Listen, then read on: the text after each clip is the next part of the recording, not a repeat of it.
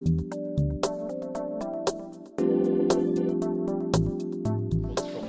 perhaps people sitting at the back could come further forward, because none of you responded when I spoke, so I'm assuming you didn't hear me. So.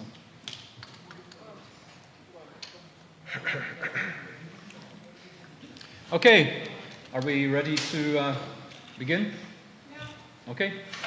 Well, welcome to the panel on Euro Fandom, which, although a fairly generic name, of course, we have a number of panelists who are not generic at all. They're from very specific places with very specific backgrounds.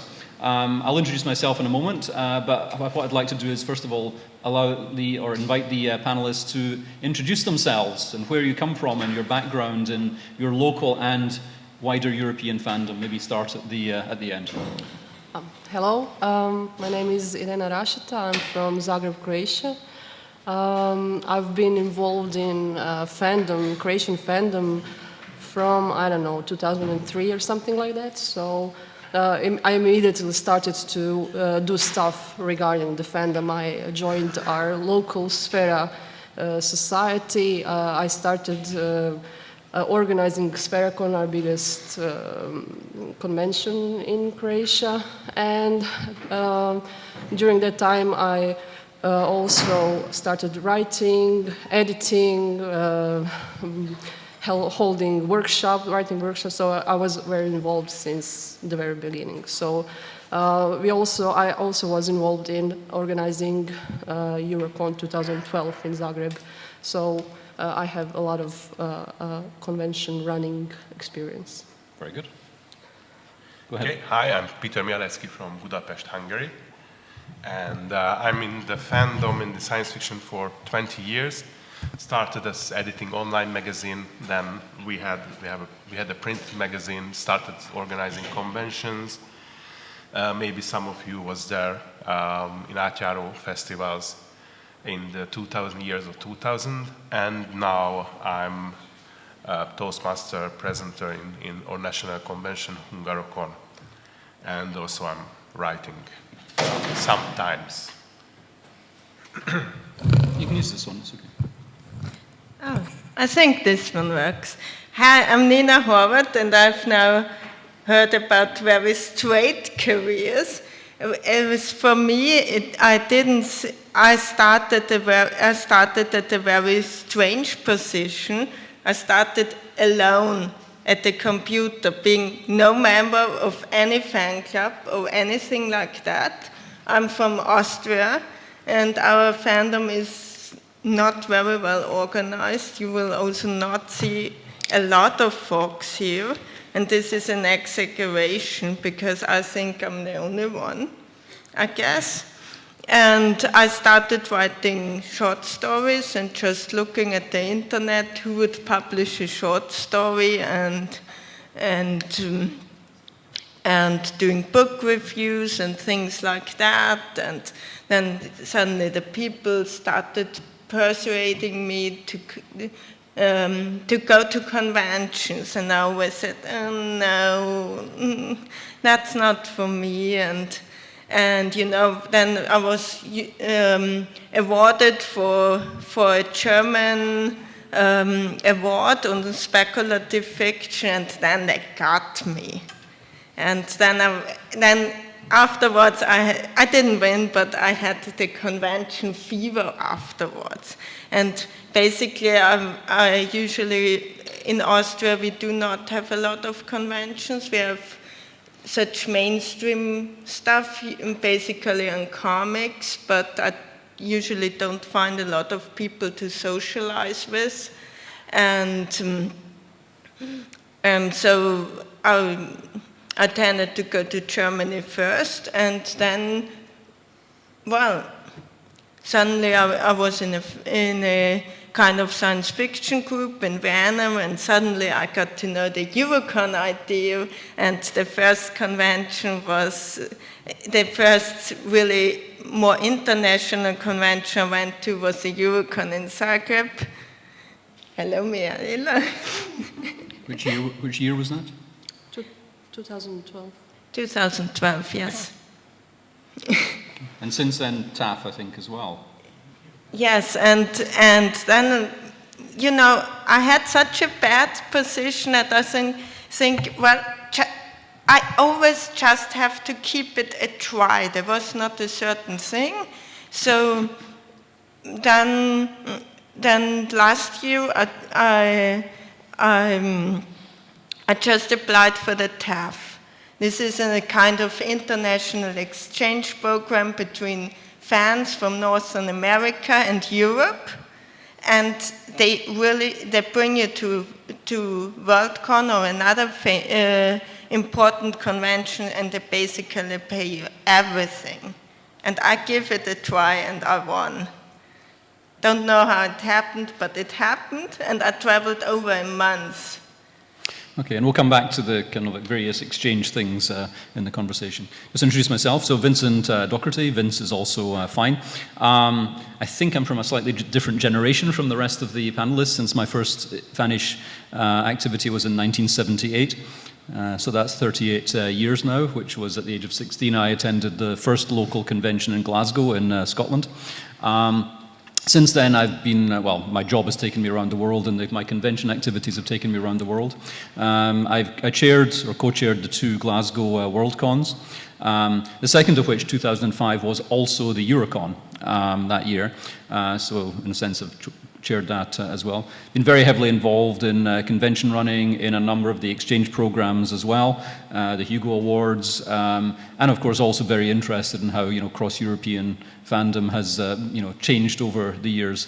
Of course, my period of activity also covers the changes to the structure of Europe itself, including the fall of the Iron Curtain, for instance, in, you know, around 1991, that period.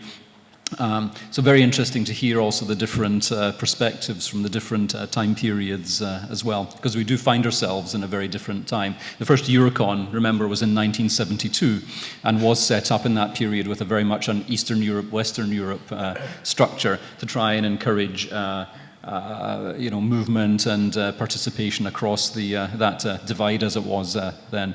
Now we're in a very different situation with the European Union, the Euro, you know, the different languages, people moving around all the time. So it'll be very interesting to get those perspectives now from the panelists, particularly with the, shall we say, from the younger generation.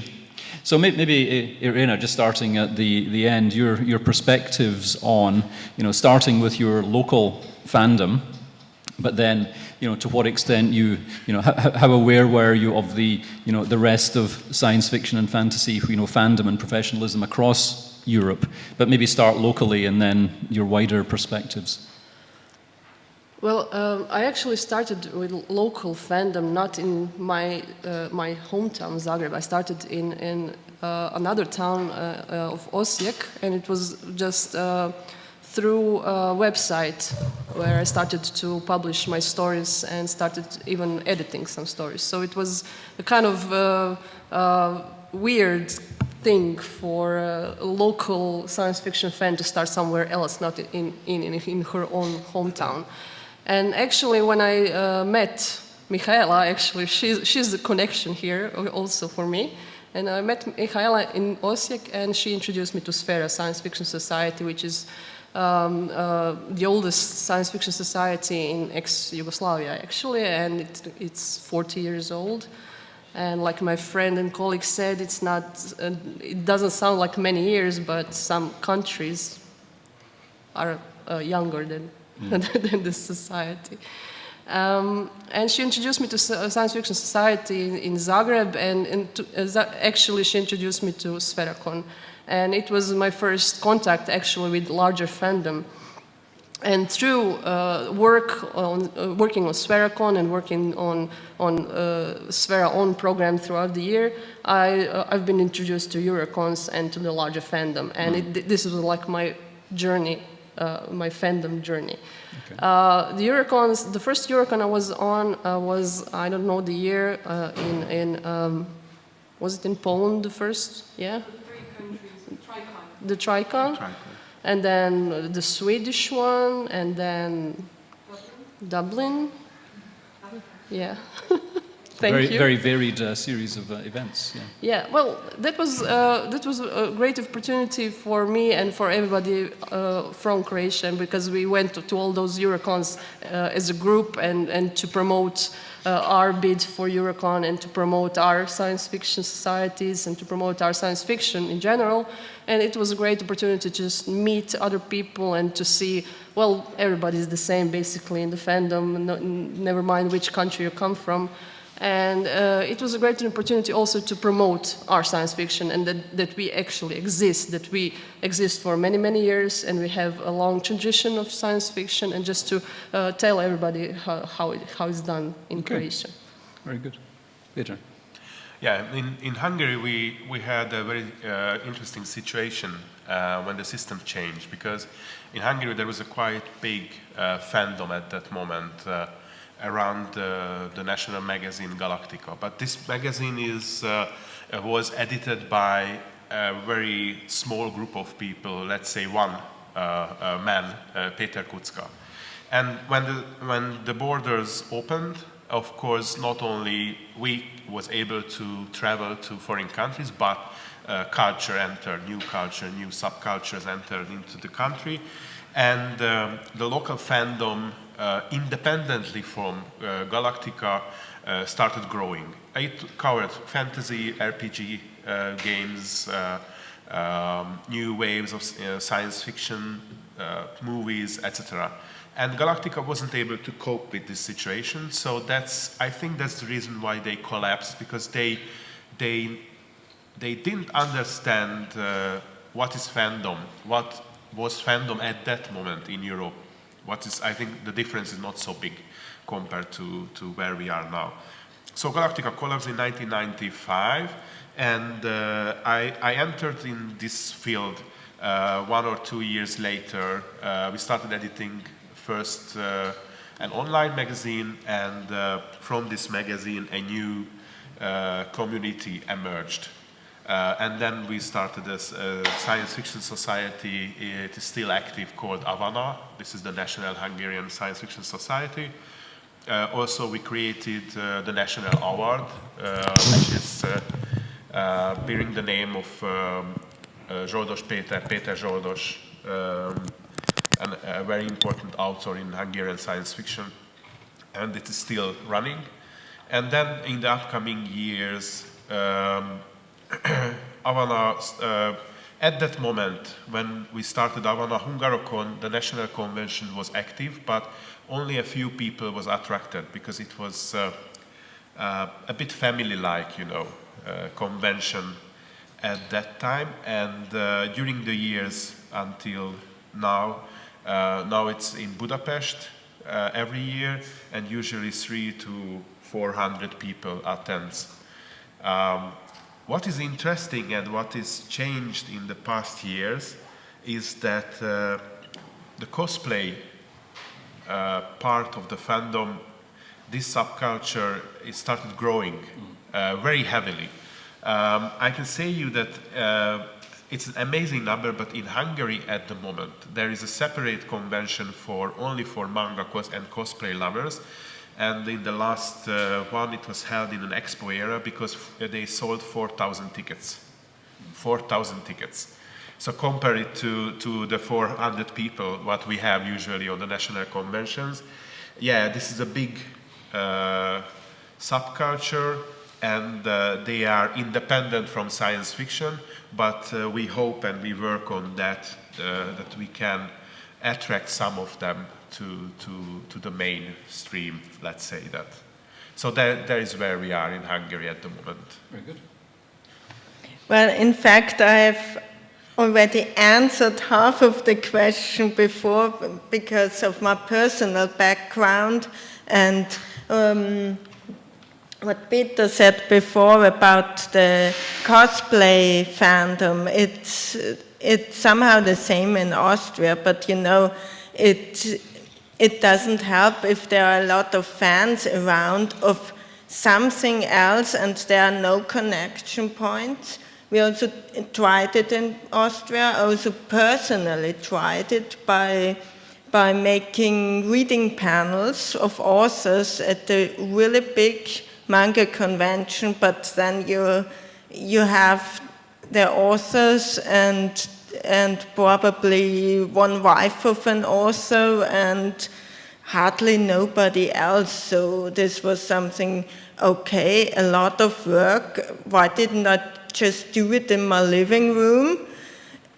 And, you know, the situation, I will always say it's complicated, because we also do not have any bigger club.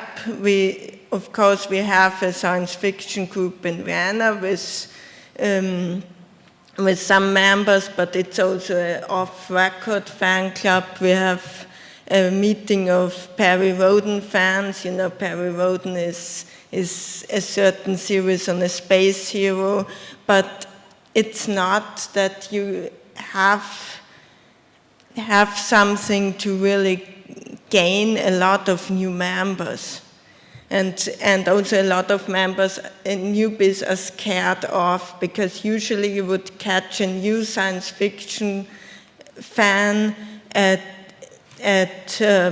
high school age, or new students who just moved into the city, and then they come to the club and everything is full with old people. So it's really a big problem that they say, yeah, but, you know, I feel like I'm playing in the wrong movie, and there is no really a solution in sight.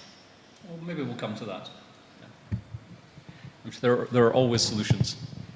So, picking up also in a couple of points that people have made, as I think back to my own early days, the local conventions I went to, very much dominated by local fans, much younger fans, but within the context of conventions and events that they had seen elsewhere. So even though this was a new convention back in '78, it was pretty much designed like conventions going back to the 1930s. And of course, certainly in the US and in the UK, the fandom, the active fandom, goes back even to that period. I'm not sure about other countries.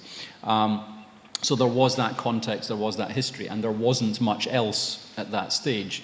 The first, what we would perhaps now call media cons or popular culture events, didn't really begin till around, you know, the early 70s anyway, you know, the Star Trek events, for instance. And then since then, with the bigger popular culture events like Comic-Con, Dragon Con in the US, you know, I've lived in the Netherlands for 18 years. You now have the big events like Elf Fantasy Fair, or Elfie I think it's called now, or Castlefest, where there are tens of thousands of people, I'm not going to say attending, but participating.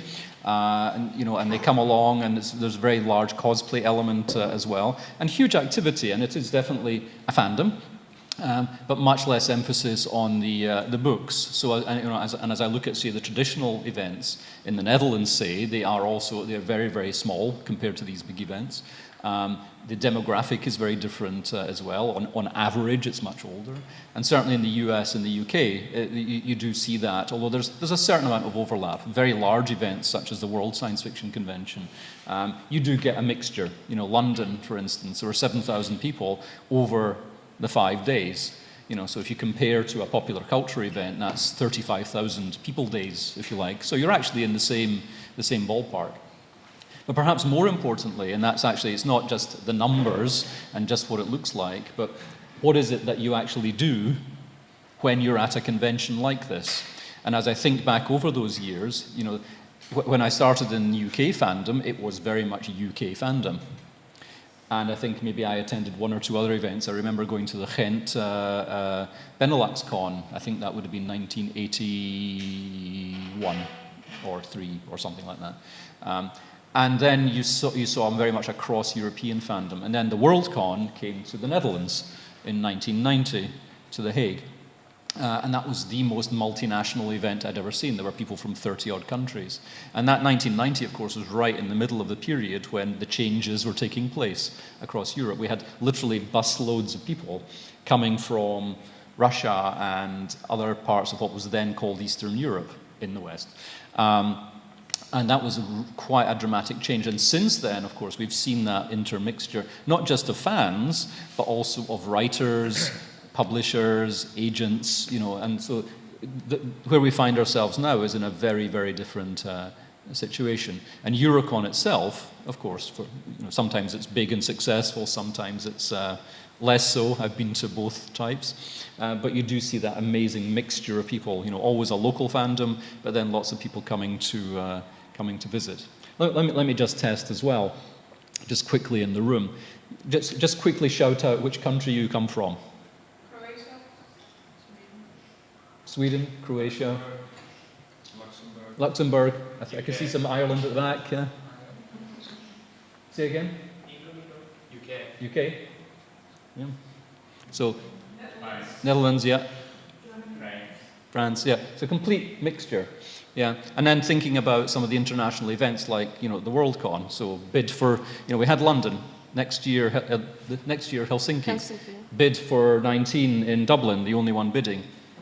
20, well, it's not Europe, but New Zealand. 2023, France. 2024, UK. So, even those events beginning to become much more international. So, very much a changed position from, say, the first Eurocon in 1972. So, given that, in terms of what you're seeing as, kind of like changes, and I think a couple of you said you were writers, or you were a writer? Oh, sometimes. Yeah. Sometimes? Yeah. Sometimes also. Also sometimes. I think you do some writing as well, or? Yeah, quite often. Okay. Yeah, so I'm the only non-writer on the panel. So also from a writing point of view, what do you see as, how's that developing? Is it getting better? Is it easier? Is it harder? What do you see? How is that going? From the writer's point of view? Well, of course, a convention and any kind of fandom allows you to connect with our other authors, with editors, and just to you have opportunity to learn a lot. And if you have a good fandom, and I can sincerely say, without any bragging, that Croatian fandom is an excellent fandom in that point of view, because you have a lot of people who are willing to share the knowledge and just work with you on your writing and work with you on your editing and everything. So it's very important. The connections you make are very important. Regarding the conventions, there are of course a great venue to promote the writing you do. For example, Sveracons, they were modeled according Worldcon, so they started out in the early days as literary conventions. Through time, they developed kind of, because we are a small country, there are not a lot of people, so sure, not a lot of people are interested anymore in just solely pure literature. So we had to expand the interest a little bit. So we expanded to gaming, to movies, to cosplay, to everything. So it's kind of combination of a convention that we have a traditional Worldcon kind of literary convention, but also you have a kind of media convention all in one. And it's a good thing, because you get to attract people who might not be attracted to just pure literary programming. So it's a good way to attract young people. Nowadays, you have to do a lot of loops and circus stuff just to attract them to come to the convention. And of course, it's a good way to promote. And what we also did, modeling the Glasgow Worldcon, was publishing a short story collection each year for Sveracon, where we publish short stories by Croatian authors, and it's a short story collection that we give to everybody who attends a convention. So it was a great way to show also to the local public that local authors exist, because let's face it, everybody grew up reading mostly American or UK authors. And it was also a way to show them, yes, we have our authors who also write well, and let's see how it goes. So it goes, I don't know, how many years? 22 years now. And we publish alternately between every other year there's a theme for a short story collection, so we kind of nudge the authors to write in some way they're not accustomed to, but it's okay. And this publication also was nudge for other conventions in Croatia, because we have a lot of conventions, so between 5 and 10 every year. And it nudged them to also publish their own publications. So we have a lot of annual collections, annual anthologies, and there's a lot of place for young writers to start writing and to start developing their writing process. And we also have fanzines and everything. So it's this tradition and this work, continuous work, very hard work with authors, it pays up. And it's worth noting, of course, that certainly literary conventions, science fiction conventions all the way back to the beginning, the number of participants who are also writers or beginning writers as well as fans is very significant, and probably is true here as well. Péter, your perspectives. Yeah, in Hungary we had a very strange behavior. If you want to become an author in the 90s, you had to choose an English name, because the readers didn't accept Hungarian names.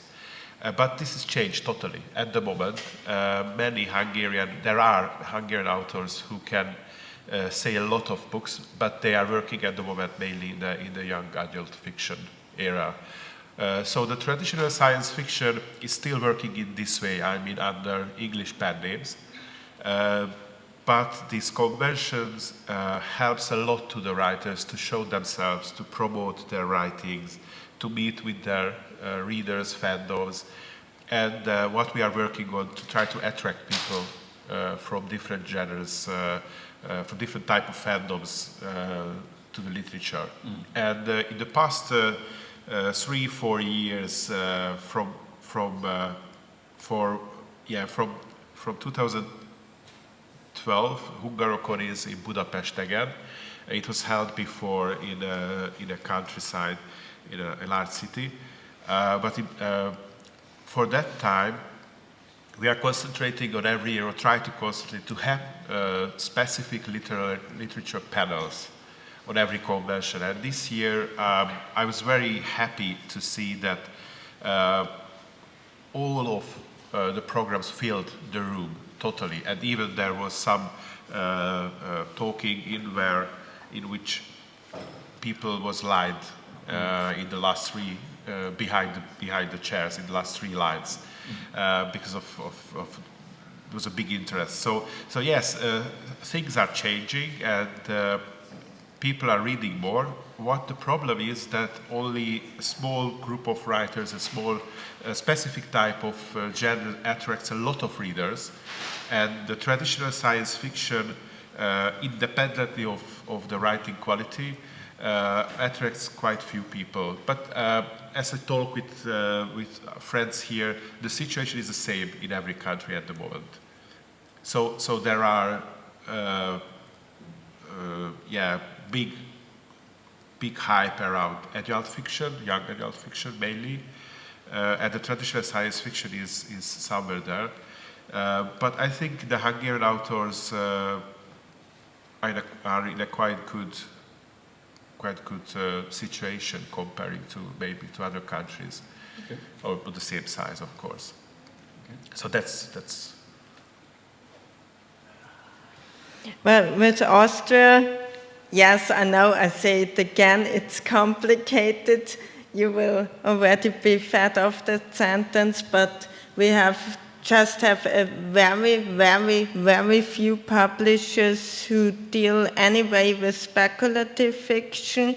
You probably have some publisher who has one book that goes a little bit into speculative fiction in the mainstream sector, but those fanish publishers and fanzines, we do not have an own Austrian culture. Austrian authors are really very often publishing in Germany due to the common language, and so there is not a lot more to tell about. But coming back to the convention thing, you know, when you are the younger generation, and you're writing, sometimes you are very often told everything became much more easier due to the internet. And you know, if there is, for one example, even a Finnish competition and it's on the internet, you know, there are of course a lot of people submitting, a lot of really unexperienced people submitting, and you know, a convention is also a good place to find out what someone who is a publisher or probably just a fancy maker is really looking for. And you see the people often standing around and mocking about the weirdest submissions. And when you're a young author, it's the best if you stand beside them and listen and probably consider if your planned submission could be somehow like that, and probably think, well, probably I should do some more proofreading. And the internet also, you know, there are also a lot of authors, especially self-publishers. So there is a mass of authors, and if you want to be somewhere outstanding, even in the internet, even if you have the coolest Facebook page of all people, you have to do something interesting. And this could be, for one example, doing a panel at the convention to fill your Facebook account. It's not the purpose of it, but people think, you know, you make a Facebook page and then you fill it with a picture of your cat every day and this will attract your readers, but that's not the point. So just to pick up on a couple of things there, and I probably want to get some views from the room as well. Again, thinking back to even the beginnings of fandom, I mean, the difference between fan and writer or amateur and professional, I mean, people were doing all of these things. Fandom, as it was originally called, was as much to do with writing, you know, like fanzines and things like that, as it was convention activity, although they were all happening at the same time. I mean, costuming, for instance, isn't a new thing. The very first World Convention back in '39 had a lot of costuming as well as, you know, fanzines were the way that people communicated, and the conventions is where they generally met if they didn't have a local club. And that, to a large extent, is still true, except we also do now have, you know, the web. We do have much more international publishing as well. Certainly in, you know, the English language, you know, we're extremely privileged there because you've got North America, you've got the UK, you've got Ireland, you've got South Africa, you've got New Zealand, Australia, and an awful lot of countries where there is an awfully large number of people who can also read English. And what we find is that in general, there's an imbalance in publishing and also in fandom as well. The activity in English tends to spread out rather than the other way around. I noticed that a lot in the Netherlands as well. There's a lot of imported fiction, far more imported fiction than exported, and I've actually been trying myself to encourage people to attend conventions in the UK and US with some success as well from a publishing point of view. Also, and although nobody in the panel, the Nordic countries, extremely active as well. You know, you'll have the Helsinki Worldcon next year, but also local conventions there, and again we're seeing an awful lot of interactivity. But I'm also, again, picking up, you know, the difference or the sameness of fanish activity and professional activity. I'm also thinking of a lot of the very big names who often have blogs and large groups of personal fans who are also part of those wider communities.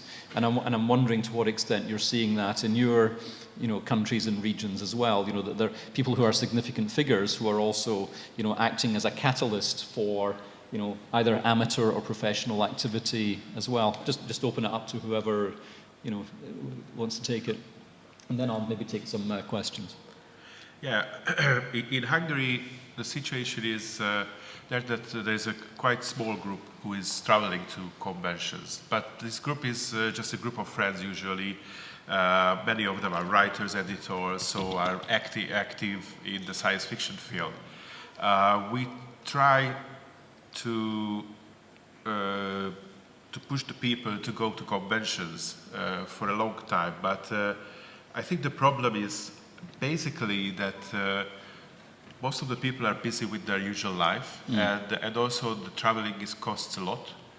So if they need to choose between travel with the family to relax, so to vacation, or to go to a convention, they will prefer the vacation. And they don't have time, enough money, they maybe are not so active in the fandom to go to a convention. Probably they may be not speaking English. The language barrier is also there. So that's the main problem. What I can see why fandom is not going to conventions from Hungary. And I have the feeling that the situation is the same in all countries. Yeah. I can agree with that because, okay, we do go to a lot of Eurocons lately as a group or as individuals, but we had, a couple of years ago, we had a mission to bring Eurocon to Zagreb, so it was, you know, you scraped and you saved and you went to Sweden, you went to Poland and everywhere. But we see it's very important to connect, and we see it's very important to just introduce your fandom and your country as a contributor to global science fiction. We went to Worldcon also, and it's important to just, you know, make a fanzine and bring it and put it on a table and say, here you go, there are some Croatian authors in English here, you can take a look. The transition to more professional science fiction authors or editors in Croatia is very difficult to be a professional author. Point.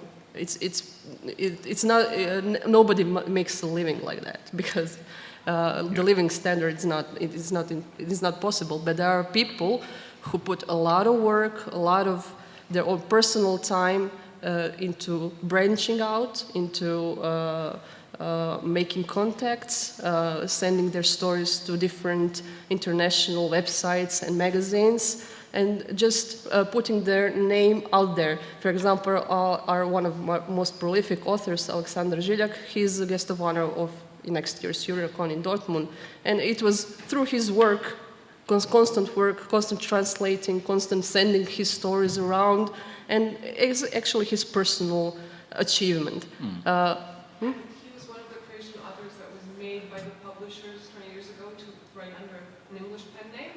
Okay. And we worked to Yeah, correct that. yeah, we had those short story collections I mentioned. We introduced. Well, it was actually a way to not just to show that there are Croatian authors, but it was a way to show, yes, a science fiction story can happen in Zagreb or in Osijek or in anywhere in Croatia. It can have characters that are named Ivan, Péter, or Yes, yeah. sorry, it's very important change in the past two decades that now the readers accept this. Yes, Totally, it's and loves this. yes, it was a They lot of love work this. to do it, but the change was made.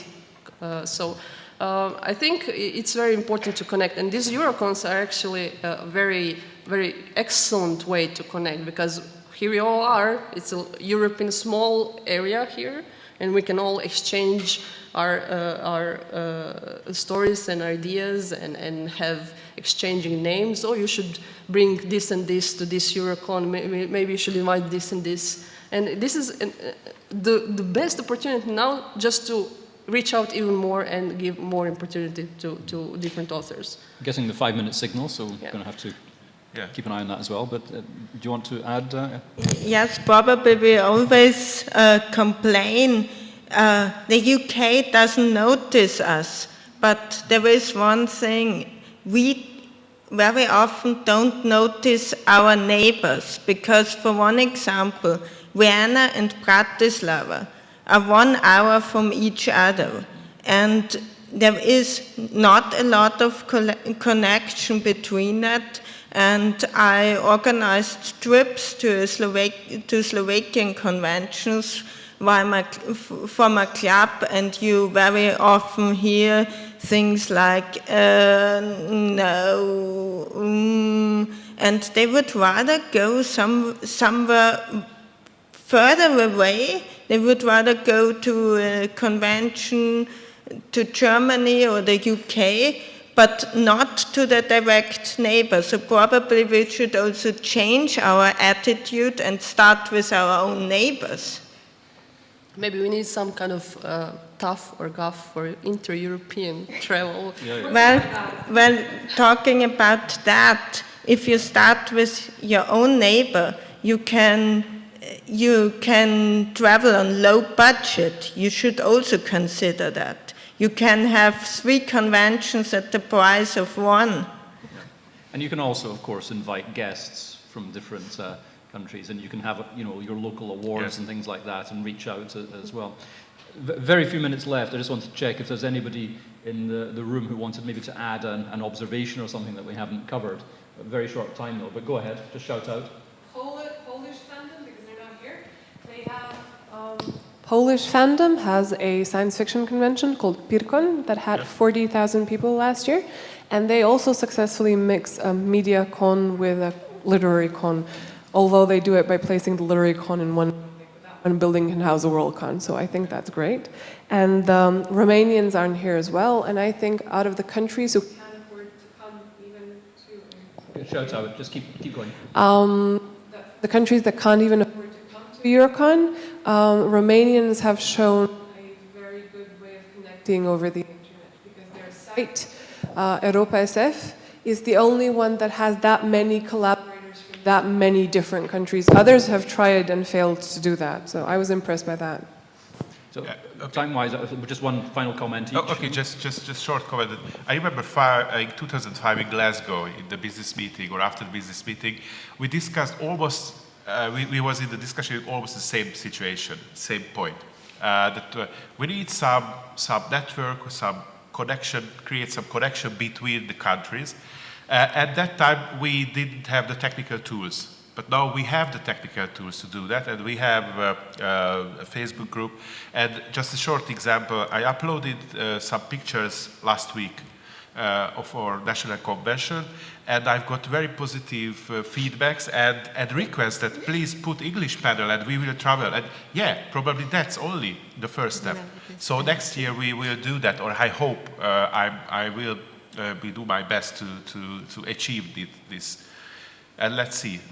Okay. Eurocon does that. They have a whole stream in English. Okay. Yeah. No, I agree. In this age of internet, we don't have any excuse not to connect. So it's not an excuse. Yeah. And I would also say that we're observing a big change. There has been a bit of a dynamic of the different generations. Shall we say the older, more literary events, and the younger, more, shall we say, more active. A lot of cosplaying as well. But of course, that's partly an artifact of demographics. The baby boomer generation is beginning to retire off now, and we're seeing much more mixing. And even old conventions like the Worldcon, you're beginning to see much more of interactivity there. So, within the type of event, hopefully we'll see continuing cross-fertilization as well as across regions and across countries. Any final points? So maybe it's the time to find that old costumes, in the wardrobe. Yeah. Where everything is started. Yeah, but that's also a problem because they have the costumes on a really high level. You cannot do such a costume and be an author and be be a journalist and. But you can. And even back to the beginnings of fandom, you clearly can. Let me just close by, again, thanking everybody and encouraging you, to reach out for travel. Eurocon next year is Dortmund. Following year, has it been decided yet? Is it One candidate. one candidate? Okay. And then other events, and then next year Worldcon in Helsinki, probably, although the bid is next year, maybe Dublin in 19. And maybe later in Europe as well, maybe France, maybe the UK again. So thank you for your participation, and Thank you. thank all of you as well. Thank you. Thank you.